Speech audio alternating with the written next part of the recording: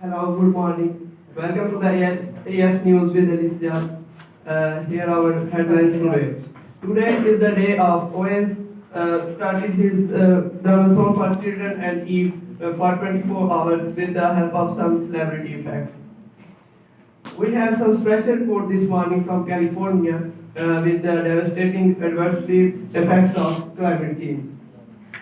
Crossing the channel in record numbers, 1,000 migrants arrived in USA on single day.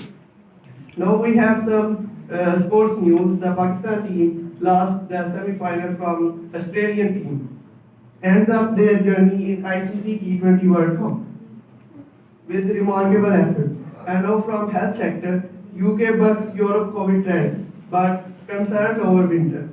New infections remain steady in the UK, but PM warns there's no room for complaints. Okay, overall good. Stop moving. He can stop laughing now. Yeah?